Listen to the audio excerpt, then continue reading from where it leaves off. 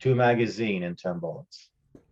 And I realized that I was going to have to do business differently, that my ability to get out of a tough spot will be on my ability or intent to message my way out of it.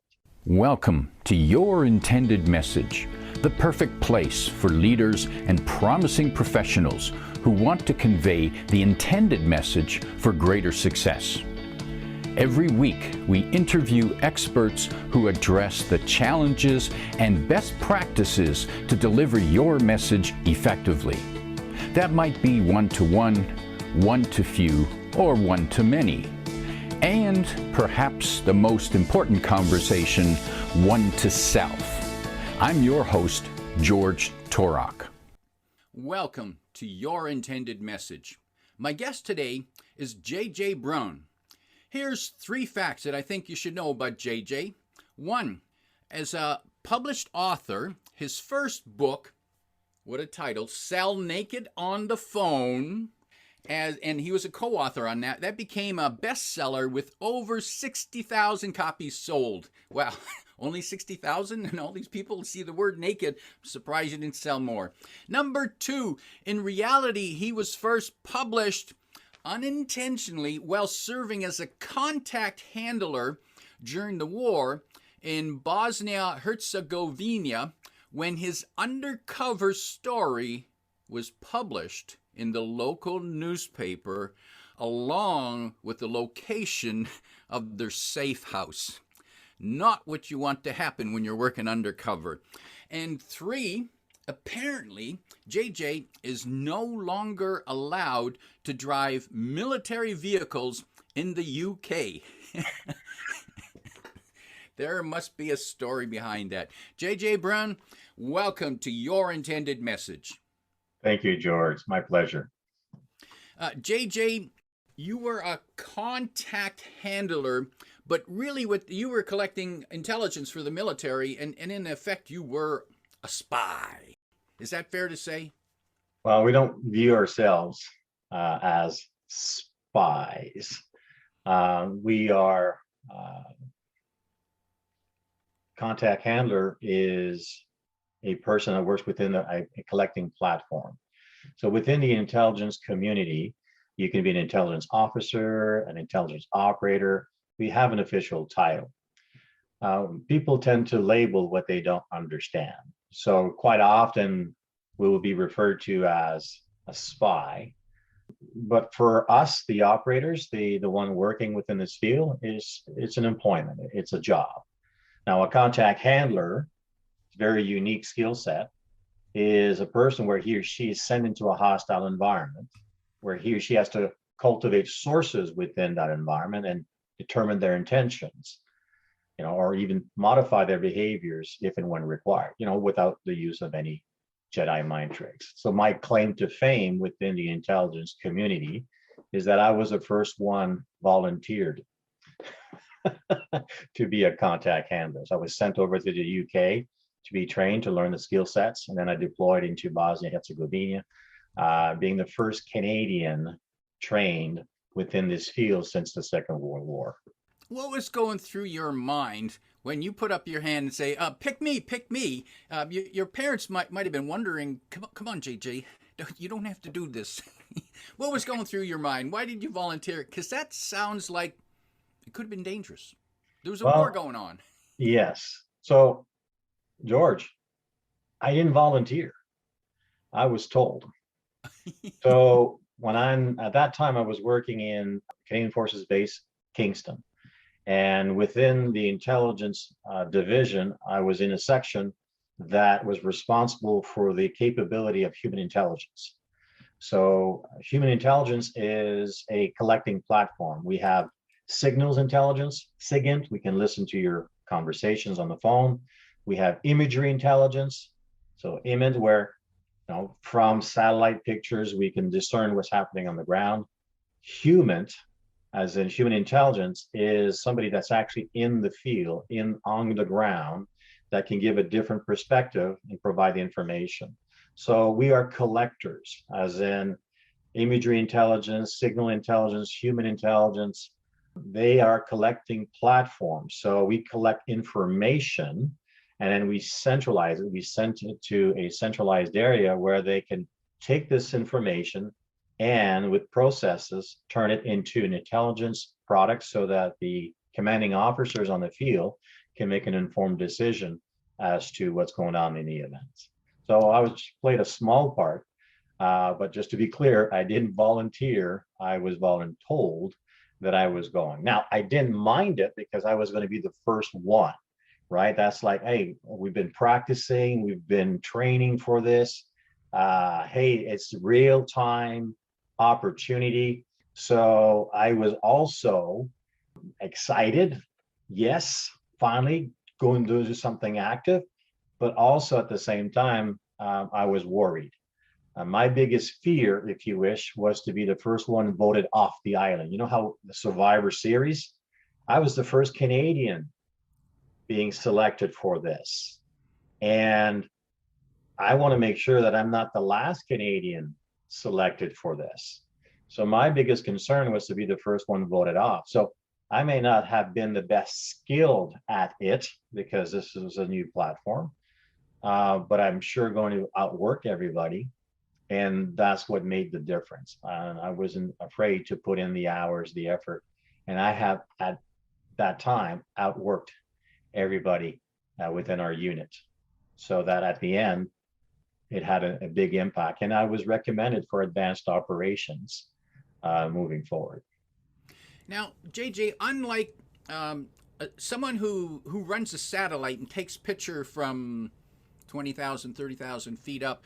They're sitting at a desk somewhere. They're quite safe. They're sipping their latte, and all they have to do is just control the satellite, get the photos, and somebody interprets. Now, in your case, you're on the ground in a war zone, dealing directly with people, some of them who might not like you or might have friends who might not like what you're doing because people are shooting at each other.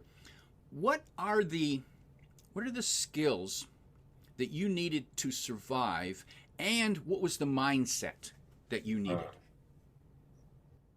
Oh, that's a good question.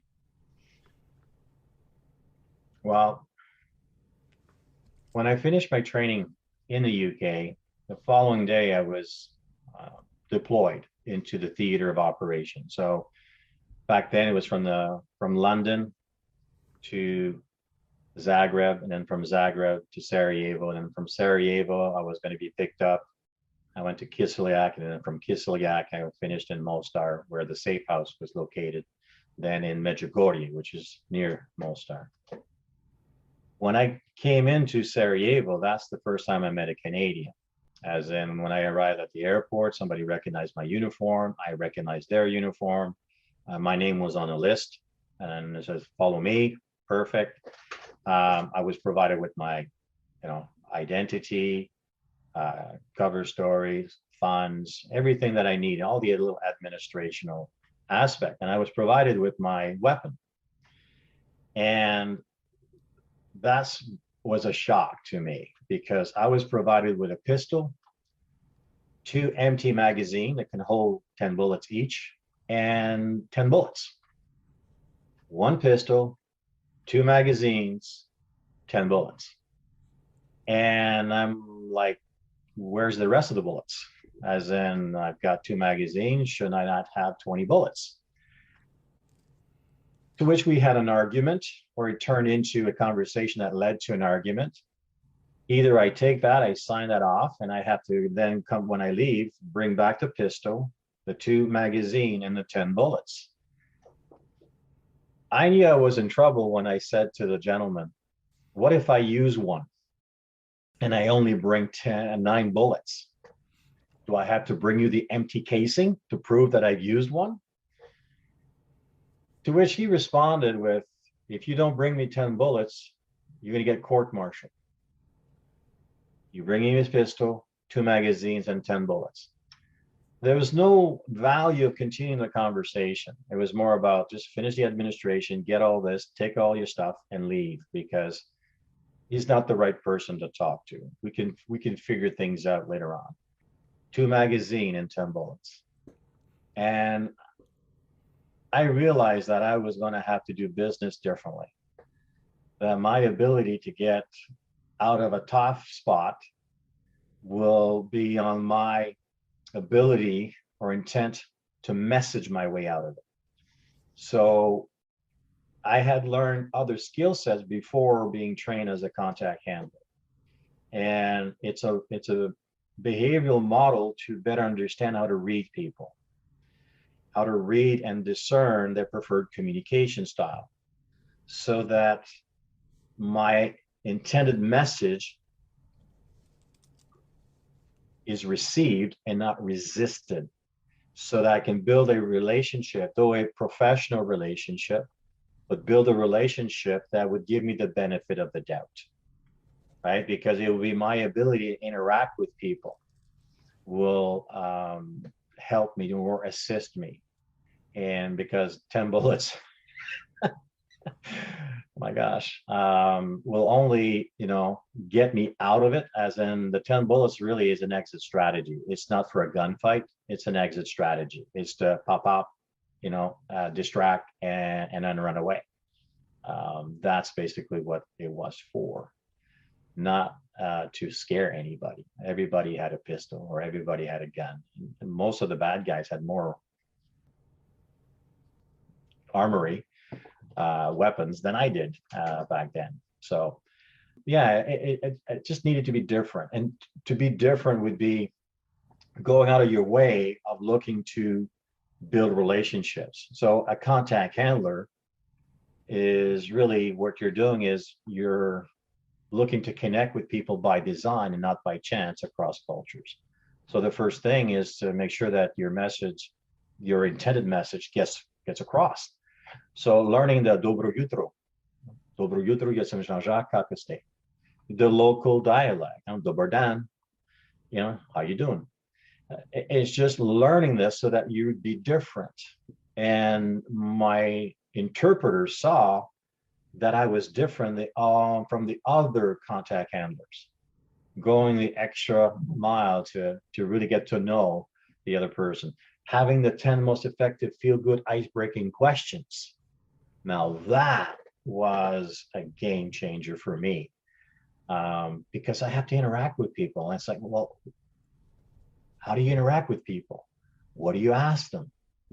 And so I had these little quiffs, if you wish, or these little acronyms to remind myself of talking about their family and their occupation, or their hobbies, and then the opportunity to leave a message or to discern their possible motivation for wanting to interact or talk with us, so that they really sense that we were there to inform our commanding officer as to what's happening on the field, so that they have a voice.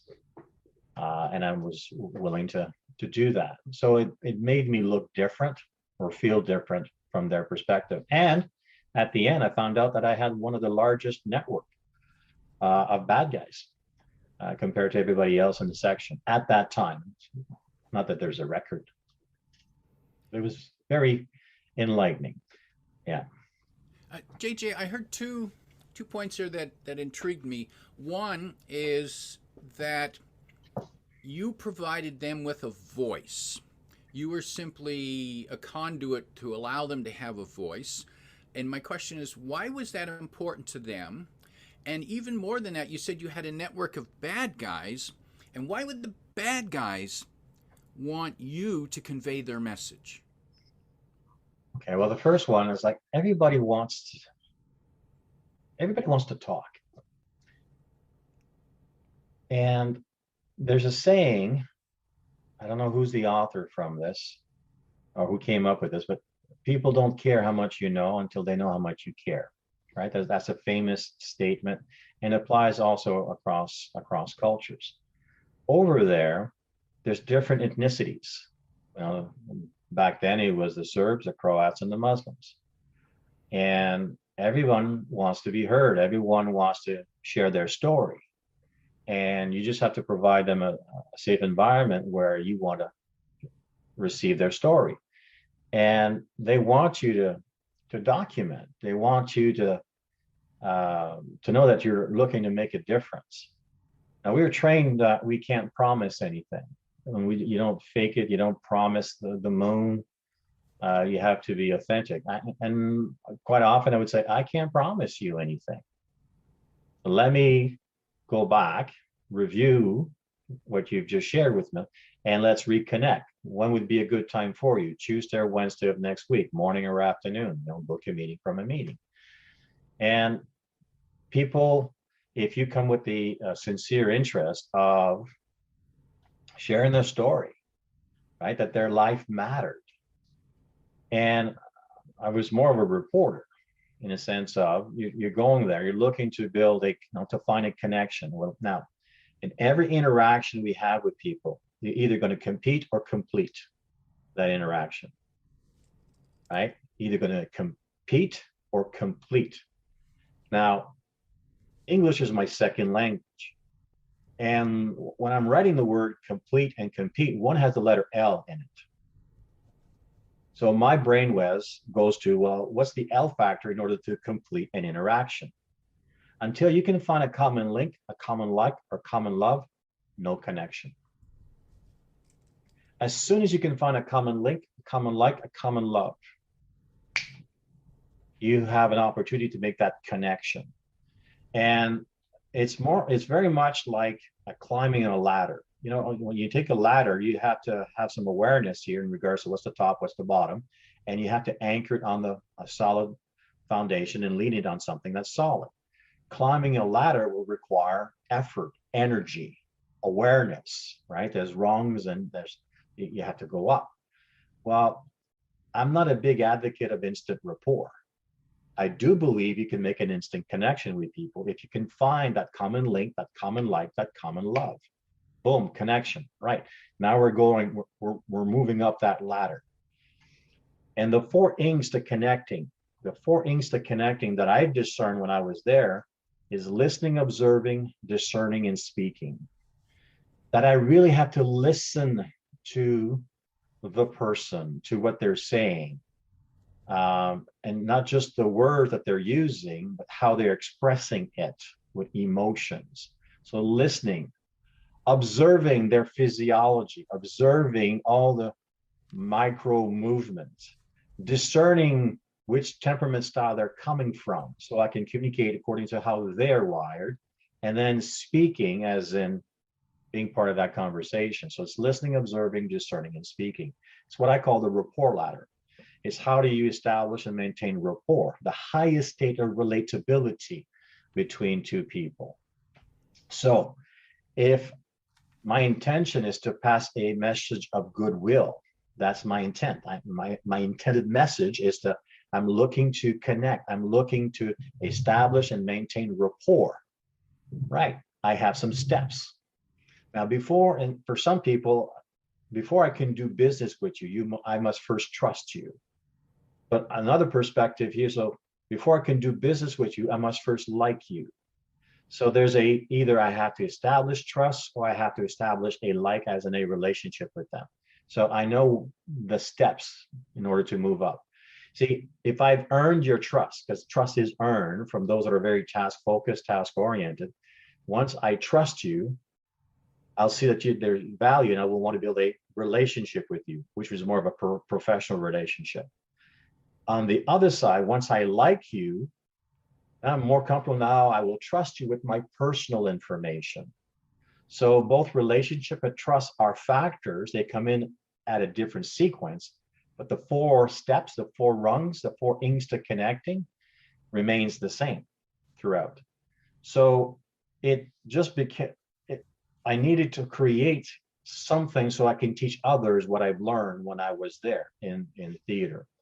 What was interesting is that my first case or my first contact, we branded him as the self-declared mayor of Mostar. He wasn't the mayor, but he sure acted like it. And we know that from history, from all the information that we had gathered, that he profited tremendously throughout the war. It's the black market that runs an economy during the war. And he's done very, very well, and he's well connected. So when I met him for the first time, Dobro jutro, jestem Jean-Jacques, kako ste? Oh, introduction, those. But then you have to also learn to say the other line, which is, that's all I know. So my translator would then take over. And then with this gentleman, like, what am I going to talk about?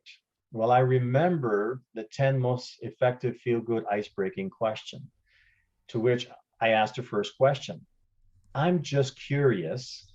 See, when you use those words, by the way, your subconscious mind stays open. What are you curious about? They're more open to receiving your intended messaging if you start with, I'm just curious. And then he leans forward, and I ask, how did you ever get interested in politics? So the question is, how did you ever get started in the widget business? So you just have to reframe the last part. And I asked, I'm just curious, sir, how did you ever get interested in politics?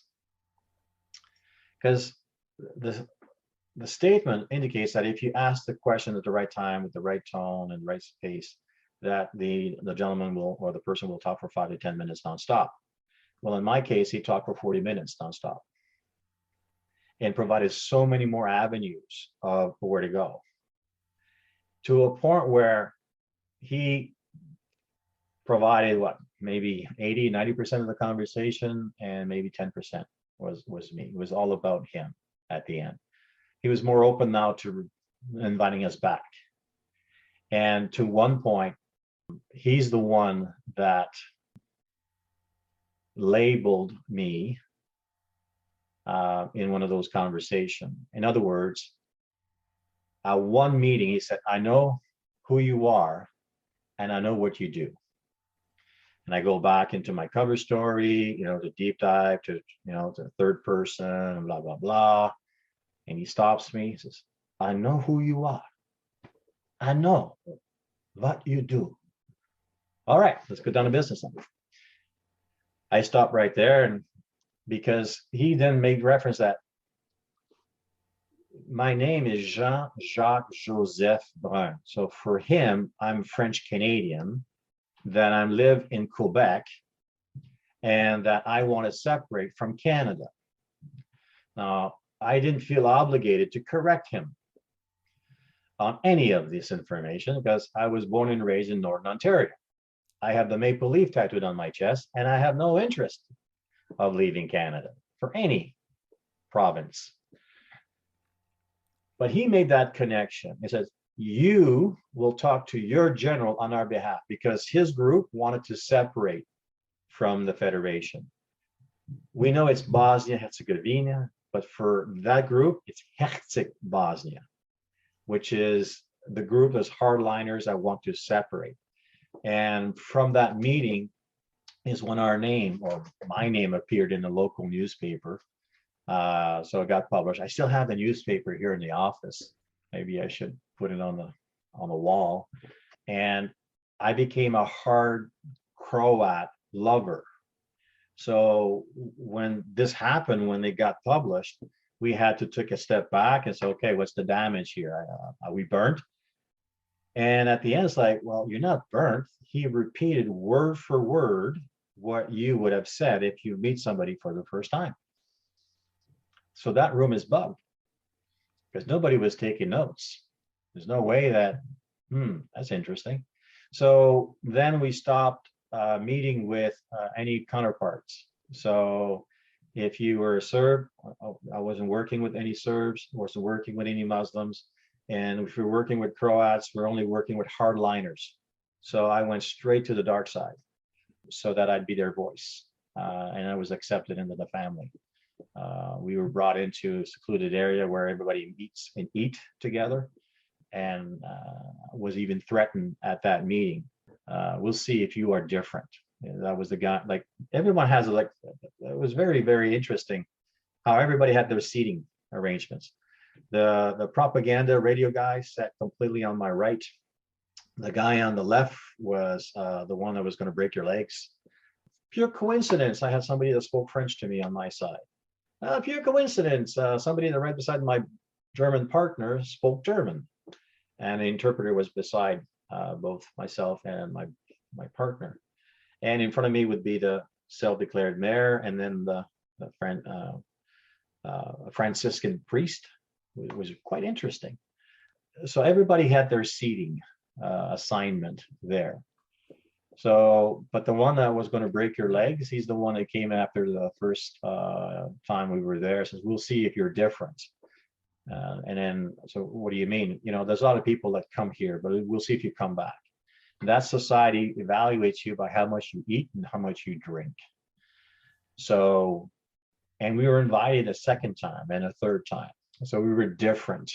So that when my time was done, my tour was done, my replacement was taken in and adopted, as in was edified, or everything that I've done. And then he was able to then cultivate this at a higher level. So it's fascinating. There's lots of things that happen, not by design, but by chance. But there you can also frame your messaging so that people can receive it. So it was challenging. I just never felt that I was going to die there. I just felt that I was meant to be there, a pioneer, starting something new, keeping the door open for other Canadians. And we were very good. And Canada has not lost any human operators since starting, because back then it was Bosnia, then it moved into Afghanistan, and there's other areas that we specialize or that we go into. So we're very good at what we do within that platform. So. JJ, there was something that caught my attention when you were talking about the steps of establishing rapport, and you mentioned the 4 ings: listening, observing, discerning, and speaking. Is the sequence important? Yeah, we've tested it out. The only big difference is that, well, should we start by observing and then listening? And we've tested it out, and from the research, from the feedback that we've received from the panel, they indicated that it was more about, well, first you have to listen. And what does that mean? Well, you have to listen as in you have to shut your brain and stop talking, shut your lips. You have to listen. And there's a gentleman that took the word listen and rearranged the letters, and you get the word silent. I'm like, oh, you have to listen in silent. And then they rearranged the letters again. And I'm like, how do you come up with this? And then he had the word enlist. So when you listen in silent, you can enlist a proper response. Love that. Yeah. Observing is as they're talking, right? You're listening to them. Observing is the I-axis and cues, right? It's listening and it's observing their gestures when they're talking. It's observing their tonality. It's observing the words that they choose to use. It's observing the whole picture. So you're listening, you're observing, and then you're processing as in, where are they coming from? Are they more, do they prefer to be communicated in a firm manner, in a fun manner, in a friendly manner, or in a factual manner? Like you're discerning their preferred communication style. Now, I use a model to better read people. There are many models out there to better understand human behavior, the tendencies. I'm a big advocate. If you do not use a model in business or in your personal life, you will often find yourself at a disadvantage. So I've chose to adopt the 4 temperament model of human behavior. And psychology is referred to as the wellness model, not looking at people as having deficiencies. It's more of looking at people having these core traits to a lesser or greater degree, so you're able to decode one's preferred communication style. So if I'm looking to connect to a certain temperament style, so I love your brand, right? Your intended message. Well, my intended message is to connect with you according to your model of human behavior, not mine. I want to respect your model of the world. So I'm going to discern, are you a little bit more outgoing in your day-to-day activity? Or are you more reserved, right? As you're fast-paced or slower paced. That's the pace perspective. So the two P's for me, the two P's to decoding one's preferred communication style. There's always a pace perspective that I'm discerning, and there's always a priority perspective that I'm discerning. The priority towards tasks or the priority towards people. An example of that would be, if I was to ask you, George, when you get up in the morning, right? You get up in the morning, what's the first thing that comes to your mind? Do you think about the things you need to do today? Or do you think about the people you're going to meet throughout your day? Definitely things. Things, right? So that helps, right? As in knowing where you're coming from. Now, the pace perspective, we all have our preferences. Research indicates that by the age of 4 to 5, a child's preference is already set. We have our preferences. I'm going to ask you again another question, George. If you had to choose right now, you're not locked into this, you can change your mind over lunch. Is your preference in working in an environment that's fast-paced or slower pace? Outgoing or reserved? What is your preference? You can be 51% one side or 49% the other. But if you have to choose, where do you lean? I've worked in both types of environments and managed to survive. I would prefer that it's more measured and consistent. Measured and consistent. Okay, to be measured and consistent, is that a fast-paced environment, or is that a slower environment for you? It would tend to be a slower Environment for you, right? So the two P's to decoding human capital, like for me right now, right? I'm looking for a pace perspective and I'm looking for a priority perspective. And based on those two answers, right, that is reserve and task oriented, that represents a certain quadrant, if you wish, a certain persona that's more cautious, calculating, conscientious in their day-to-day activities. So if I'm talking and if I wish to connect with them, I'm going to slow down. I'm going to make sure that all of my thoughts are structured, that I follow a logical sequence, 1, 2, 3, 4, A, B, C, D, right? And I pronounce properly and I take my time throughout so that, and provide maybe some additional information. I know that this persona, like a fish needs water to live, requires quality answers, excellence, and value. Do you like quality answers? Do you like excellence and value? Are those important for you? That is totally true. Yes, that's exactly what I appreciate. Yeah. Do you buy things based on value and quality? I like to think that I do. All of this. Every once in a while, I get seduced by the shiny object.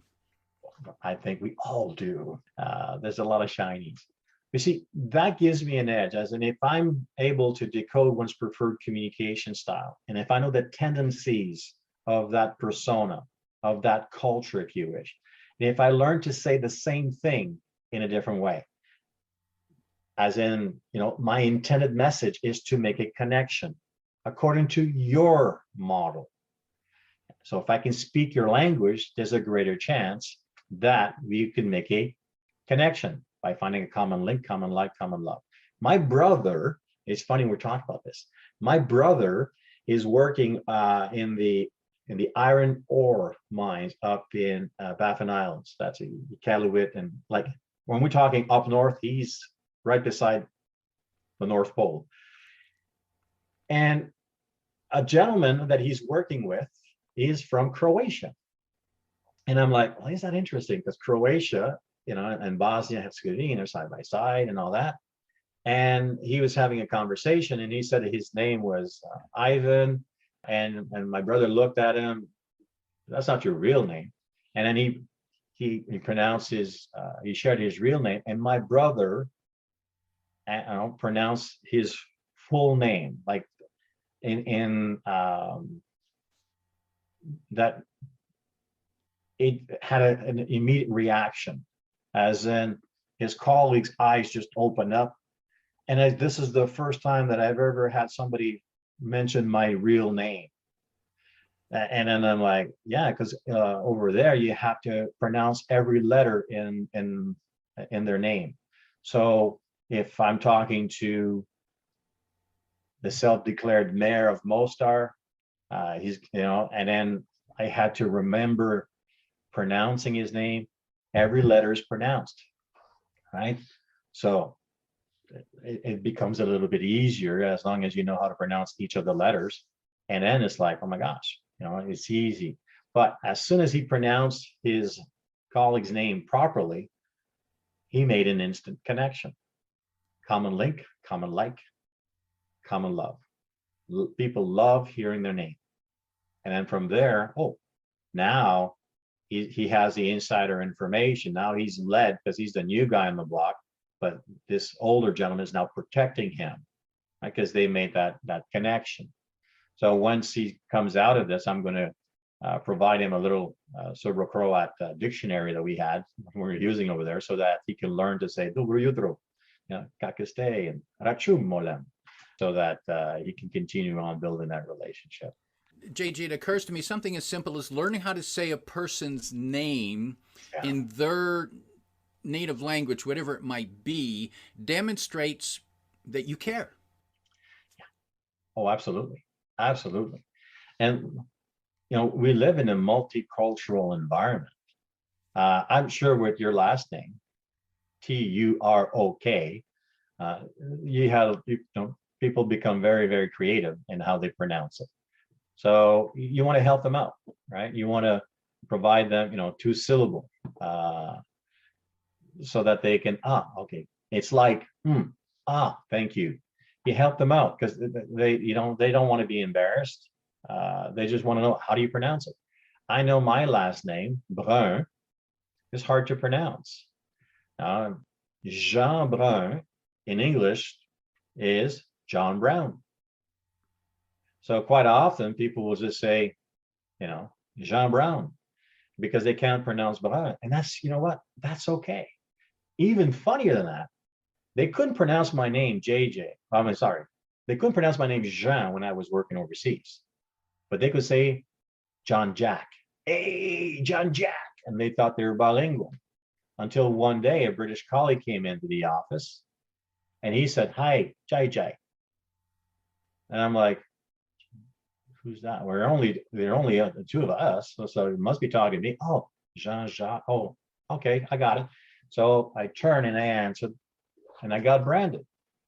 Right? I got branded JJ, and it became a working name. And guess what? It's easy to remember. Everybody likes it, as in JJ. So just in the speaking lane, in the speaking business, it's JJ Brun, a bilingual speaker, the retired spy, operative 431. You just want to make it simple, because if you have Jean, then it's Jean. Well, is that a woman? Is that a man? So make it easier for them to receive it, so that you can have that connection or that interaction, that intended message that you want them to have with you. JJ, you mentioned a list of the 10 most effective ice-breaking feel-good questions. If people want to get a hold of that, where can they find that? Oh, just email me. I'll be happy to send it. If you email it at hello@theretiredspy, and just put in the tagline, or put in the text 10 questions, and it's a 2-page document PDF. Be happy to share it with you. And if you wanted a 30-minute complimentary session, by all means. And if people want to learn more about the programs that you provide, do they do that for email, or is it best that they go to your website? A simple email, hello@theretiredspy.com. You can go there, or if you want to, you can go at theretiredspy.com. That's one of our websites. We focus more on transforming toxic environments into thriving environments of inclusion, trust, and respect. Send me a simple email, and then I can direct you accordingly, or start with theretiredspy.com, and there's a place where you can contact us. theretiredspy.com. You can find that link in the description, as well as the email to get a hold of JJ Brun, John Brown. And JJ, in wrapping up, if there's 1, 2, or 3 pieces of advice you could convey to team leaders to keep their team more cohesive, especially during times of crisis and change and stress, and you can't give them that gun with the 10 bullets.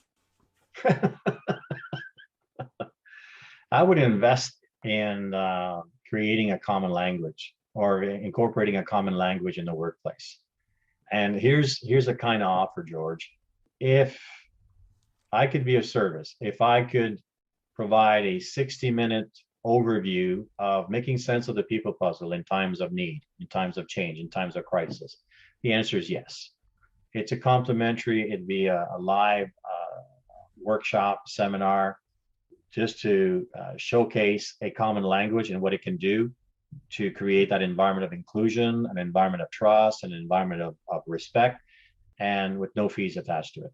So it's more of me giving back to our community. And if it's a fit for you, then simply reach us and we'll have that conversation and see how we can serve. So I thought my tour of duty was done after 20 years in the military, but it's not, right? It's all about making a difference and making sure that whatever your intended message is, right? Because we all have this message that needs to be received and not resisted. I believe that the making sense of the people puzzle can provide you that insights, that behavioral based insights for you to connect with people by design and not by chance. So you can have a complimentary 60 minutes workshop and invest in your people.